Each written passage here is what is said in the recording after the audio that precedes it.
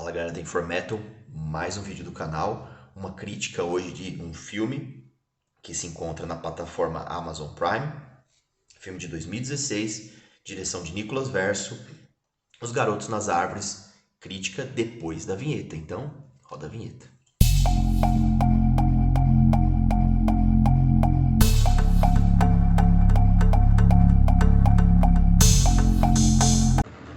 Fala galera, aqui é o Léo Metaller do The Informetal, estou de volta e hoje eu vou fazer a crítica de um filme que está na Amazon Prime.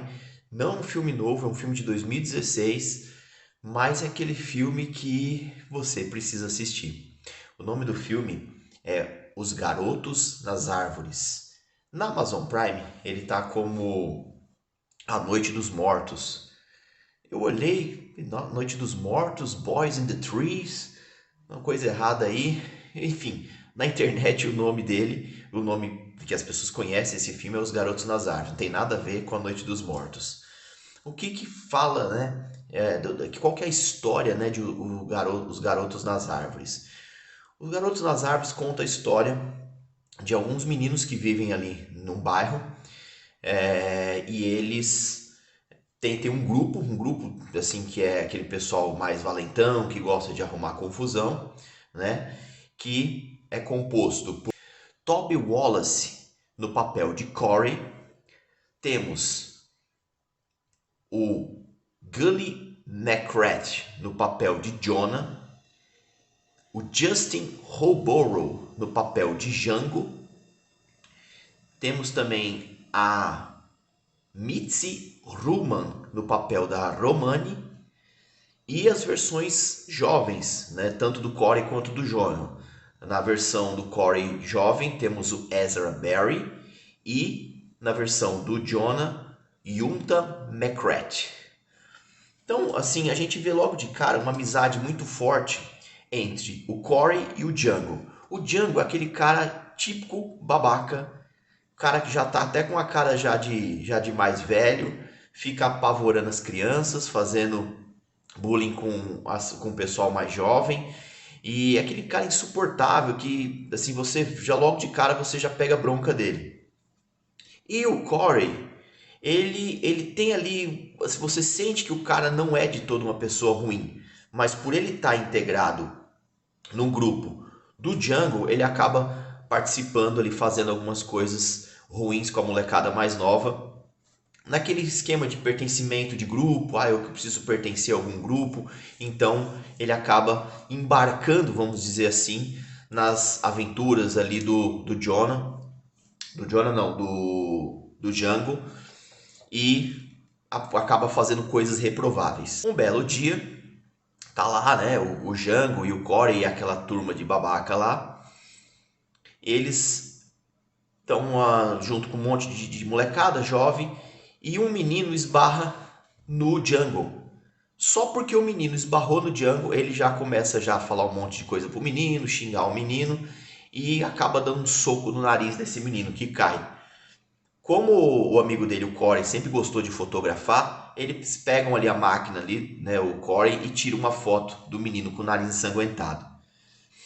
Enfim, aí passa esse evento, tudo, eles continuam ali naquela vida, mostra um pouco também da casa do Corey, né, o relacionamento dele com os pais. Você vê ali a molecada chegando, fazendo o que quer, você vê assim que a molecada tem assim uma liberdade muito grande, né? E aí o Corey recebe um convite para poder estudar em Nova York.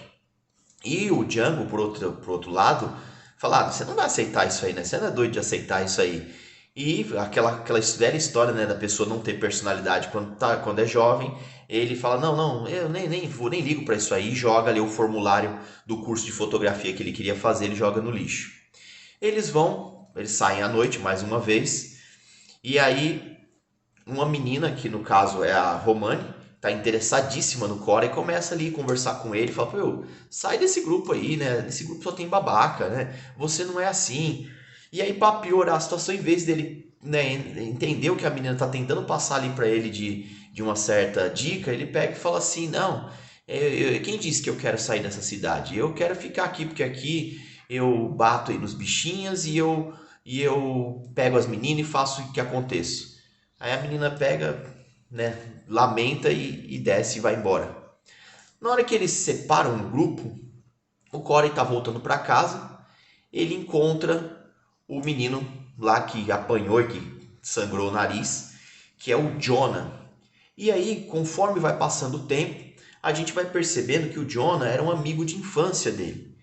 Então ele começa a contar algumas coisas ali, e aí começa, ele tem, num primeiro momento tem ali uma parte assim, meio, vamos dizer assim, uma parte assim de conflito entre os dois, um provocando o outro, mas é aquele papo vai se desenrolando, e a gente começa a ver, né, muitas coisas que estavam ligadas ali e que vão se desenvolvendo a partir dessa conversa. Então, assim, se você gostou da história, se você se interessou, assiste, depois volta aqui e comenta com a gente o que você achou. Porque a partir de agora eu vou contar a versão com spoilers. Basicamente, o filme conta a história de um grupo de jovens.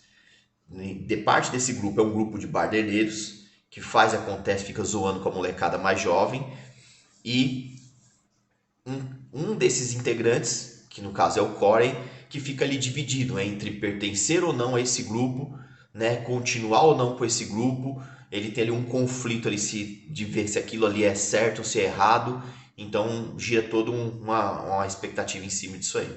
Como eu falei, eu vou falar agora a versão com spoilers. Eu sempre faço o vídeo contando ali um pouquinho do vídeo para a pessoa ter um interesse, e a pessoa volta aqui depois que assistiu e aí vê realmente a versão com spoilers para tentar ver qual foi a minha ideia sobre o filme. Às vezes a gente bate a ideia com a pessoa que assistiu, então o legal, essa troca é justamente legal por causa disso. Logo de cara, eu já achei estranho aquele menino com a roupa toda vermelha, o capuz vermelho, numa referência muito grande a Chapeuzinho Vermelho. Ele é como se fosse, ele é Chapeuzinho Vermelho, e os meninos que ficam o tempo todo provocando, que zoando ele, seriam os lobos, né? Então, esse menino, logo de cara, eu já achei ele estranho. Ele tá o olho pintado assim ao redor, como se fosse uma fantasia de Halloween, o rosto branco e aqui o olho pintado de preto, como se fosse um panda. E aí ele começa a conversar com o Corey. No primeiro momento o Corey é muito ignorante com ele, depois eles vão se soltando. Aí uma hora ele pega, porque ele estava andando de skate, ele cai, e aí o Corey fala: "Nossa, tá sangrando aqui a sua cabeça". Aí ele pega e cai. No que ele cai, o Corey vai ouvir no coração dele para ver se está batendo. O Corey não ouve o coração dele. Aí o Corey fica desesperado. Aí ele pega e levanta assim, zoando o Corey. Aí o cara fala: "Ah, seu safado, você me enganou, não sei o quê". E aí eles começam a conversar.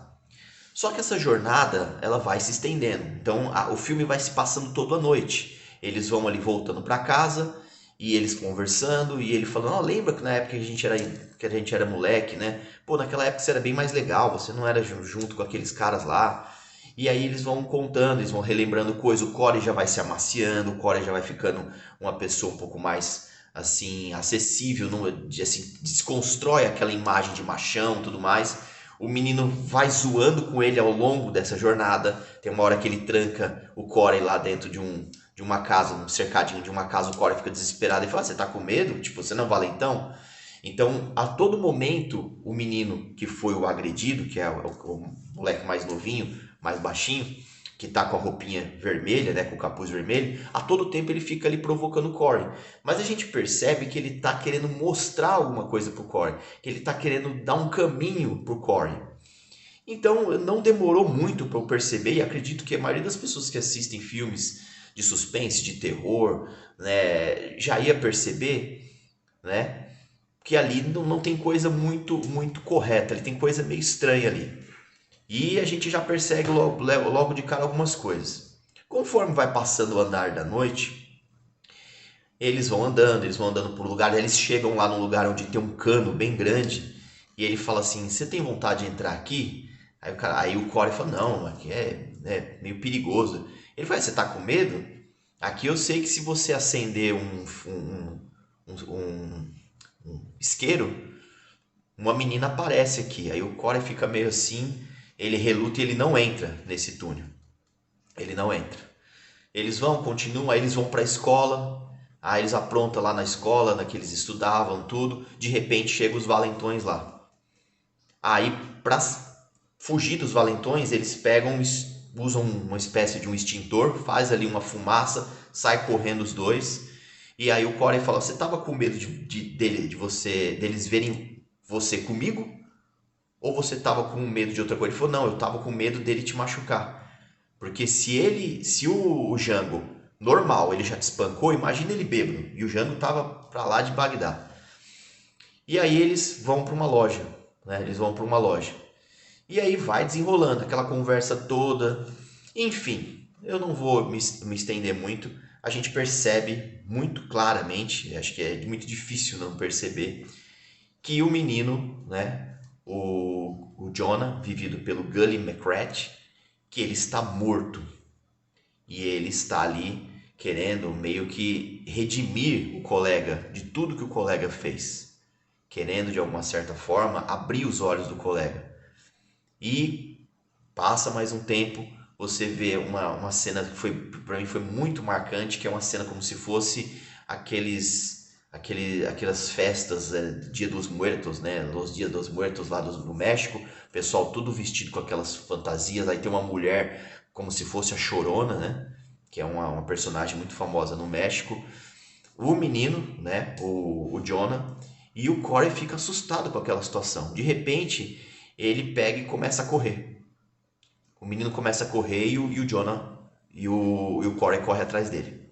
Durante todo esse tempo, tem alguns momentos em que o Jonah some. Um momento, por exemplo, que o Corey vai lá tentar ficar com a menina que ele gostava, que ele sobe na casa dela pela árvore, aí ele faz lá um esqueminha para sair uns negocinhos como se fosse neve, porque ela gosta de neve, então ele quer impressionar ela de alguma forma. Todos esses momentos, né, o Jonah some. Em nenhum momento o Corey percebe que aquilo ali é estranho. Ele foi vamos dizer, aquela missa, né, dos mexicanos, ele vê o menino sumindo toda hora, e em nenhum momento ele percebe alguma coisa de estranho. Até que eles entram na loja da menina, né? Ele tem uma longa conversa com a menina e aí chegam lá os valentões de novo, causando, fazendo um monte de coisa, provocando, porque a gente percebe que o Django é aquele cara valentão, mas é aquele cara que ele não vive sem o amigo dele. Tem até uma relação um pouco estranha, porque ele se incomoda até quando os outros adolescentes estão namorando. Ele quer sempre que os moleques estejam ali à disposição dele para fazer as maldades que eles fazem, como por exemplo, uma hora que ele joga um pombo no vidro da casa do Jonah, e ele se satisfaz com isso. E aí, nesse momento, o Corey dá um basta, falando: não quero mais ficar com você, eu não quero mais pertencer a esse grupo, o que você está fazendo é errado. Então você vê a transformação, né, do personagem do Corey. O filme é um filme muito sombrio, é um filme que tem uma trilha sonora excelente. A gente vê músicas do Marilyn Manson, a gente vê músicas no começo do filme tem a música do Billy Corgan, do Smashing Pumpkins cantando, tem música do Rammstein, tem músicas de várias bandas de rock. É uma trilha muito boa, mas ao mesmo tempo com uma fotografia sempre escura, aquele negócio na noite, o diálogo, as conversas aonde o Jonah tenta abrir os olhos do Corey são diálogos profundos. Você vê ali várias reflexões até o grande momento do final do filme, que é a grande revelação de tudo. A gente já começa a entender que alguma coisa estranha aconteceu, mas não tem muito claramente o que aconteceu. E o que aconteceu no final, a gente vê que lá no passado, o Jonah, que era amigo do Corey, o Jonah, ele era um pouco mais novo, né, que o Corey, ele é interpelado, assim como a menina que morreu próximo lá do cano, e que seria o fantasma, que só aparece se você acender o isqueiro. Nesse mesmo lugar, o Jonah sofre uma violência de uns meninos. Os meninos batem nele e violentam ele. Uma coisa assim absurda, uma coisa triste, uma coisa que a gente percebe que acontece no dia a dia, e aquilo é um soco no estômago.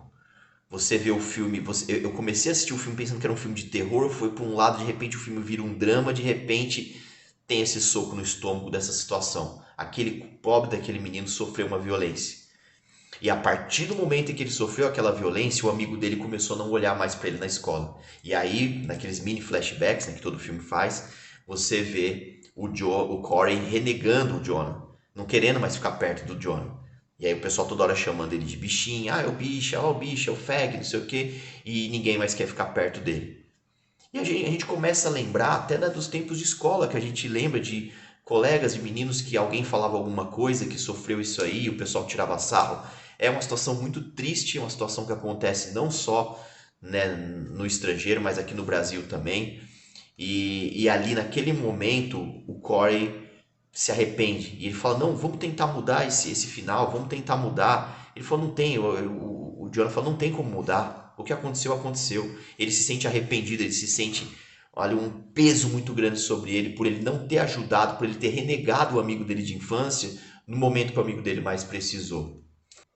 Eu não sei se eu posso classificar como uma falha, mas como eu digo, durante o filme, logo no começo eu já percebi, logo de cara, que o Jonah estava morto, que ele era ali uma espécie de um espírito que estava ali vagando numa região, como dizem os espíritos, uma região umbralina, ou no caso dos católicos ali no purgatório, ele está vagando por ali, ele não encontrou o caminho dele ainda, mas ele está morto.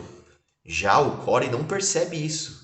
Até que chega o momento crucial do filme em que o Jonah fala: Não, agora você está pronto para saber a verdade. E ele aponta. No que ele aponta o dedo, o Corey vê o corpo, né, já do Jonah, já passado já horas, né, da morte dele, ele lá jogado no cantinho dentro da água. E aí é outro soco no estômago do espectador. O Corey fica desesperado de ver o amigo morto. Ele falou, como assim? Eu brinquei com ele, eu subi em árvore, a gente fez coisas do tempo de criança. Como que ele tá morto? Aí que ele saca, né, que quem esteve ali com ele o tempo todo, na verdade, era o espírito do John. E aí ele entra num desespero, ele chama a polícia, ele liga pro pai dele. Aí quando ele conversa com o pai dele, ele fala: "Não, pai, lembra aquele negócio que você falou pra mim que eu dei risada lá, que você fez um convite comigo pra me pescar, eu quero pescar com você". Ele começa a querer se redimir de tudo que ele fez errado, né, em tão pouco tempo, por causa que o amigo dele, na verdade, estava morto. Então o filme ele trata muito essa questão do bullying, essa questão, principalmente em países como Estados Unidos, que tem ali aqueles grupos de jovens populares da escola, aquele cara que vai bem no futebol americano, no basquete, e que bate nos mais novos, ou tira sarro dos mais novos, ou faz até uma coisa pior, como no caso desse filme, uma violência sexual contra a criança. E você vê também assim um distanciamento dos pais. Eu percebi no filme assim que eles ali tinham uma liberdade muito grande, eles podiam fazer o que quisessem. Você vê o filme inteiro, eles andando à noite, andando de bicicleta à noite, fazendo um monte de coisa, e os pais nem aí. Você não vê um pai ligando para o filme. Se passa nos anos 90, como se passasse, acho que nos anos de 96 a 97. Mas você não vê preocupação nenhuma dos pais, eles estão ali livres fazendo o que bem entender. E quando você deixa jovens fazendo o que bem entender, sempre acontece alguma coisa errada, e muito errada. Então, quando o Corey percebe que o amigo dele está morto, chama a polícia, ele entra em desespero, ele fica desesperado, ele sente culpa, né, por não ter feito nada, ele sente um mix de sentimentos muito grande. O filme tem uma fotografia maravilhosa, como eu disse, a trilha sonora é esplêndida, mas ao mesmo tempo é triste, é pesado, é sombrio. E no momento em que você vai vendo ali o diálogo dele, as lembranças de infância, dá aquela sensação ruim, aquela sensação de que uma coisa que já passou, que não tem mais como consertar, de uma situação extremamente grave. Você imagina o trauma que esse menino viveu, a mãe dele também morreu, né? No caso, na história, a mãe do Jonah morreu, então ele tinha que se virar sozinho contra aqueles meninos valentões. E o amigo dele, que era a pessoa que ele mais poderia ajudar ele, deu as costas para ele. No final do filme, aparecem lá os valentões, ele aí tem aquela cena famosa, né, que eles falam, nossa, puxa, o que a gente fez acabou matando uma pessoa, né? Eles tinham tirado a foto do menino ali sangrando o nariz, espalhado no bairro inteiro, na escola. Então você imagina o impacto de uma criança que já era fragilizada, que já tinha sofrido uma violência sexual e ainda por cima ter a sua foto espalhada no bairro inteiro, na escola, como a pessoa ali agredida, né? Então a gente percebe nesse filme o quanto que crianças ou adolescentes podem ser cruéis, o quanto que crianças e adolescentes podem ser assim tão ruins quanto adultos, ou às vezes até mais, né? O que o Jonas sofreu, ninguém merece sofrer, ninguém merecia sofrer. A gente vê ali que é um filme, mas como eu disse, essas coisas acontecem muito no dia a dia e é muito triste a gente saber disso. Então, apesar do filme eu achar o filme muito bem dirigido, boa trilha, boa fotografia, o desempenho dos atores também foi muito bom, mas é aquele filme que você termina e você fica ali numa situação, vamos dizer assim, incomodado. Você fica tenso, você fica com um nó na garganta, né? Que situação é essa, né? Como que deixa uma situação chegar nesse ponto? Então, eu gostei do filme, apesar, né, de me causar sentimentos ruins, de indignação, né, de asco, né, de desespero, né, de tristeza, mas o filme é muito bom. Eu daria aí uns 7,5, 7,7 para esse filme e recomendo bastante. Se você gosta de filmes que fazem pensar, que fazem a pessoa refletir, não deixe de assistir Os Garotos nas Árvores, direção de Nicholas Verso, do ano de 2016, com Toby Wallace, Mitzi Hullman, Gully McCrath, Justin Horborough, Ezra Barry e Uthan McGrath, entre outros atores. É um filme que vai fazer você pensar, é um filme que vai fazer você refletir e, enfim, é isso que a gente tem por hoje. Mais alguns atores aqui, né, que participaram do filme. Temos a Emily Morse como Bikini Clad Girl, temos Savannah Holland como criança do Halloween, Victoria Hill como La Cavaleira Cat, Tom Russell como Grunge Rocker, entre outros. É um elenco grande, um elenco de jovens, um elenco bem, assim, bem promissor, assim, uns jovens bem, assim, boas atuações. E é isso aí. Como eu digo sempre, se você não tá legal, vem pro The Informetal. E em breve vou fazer mais vídeos também voltados para música, não só para o cinema.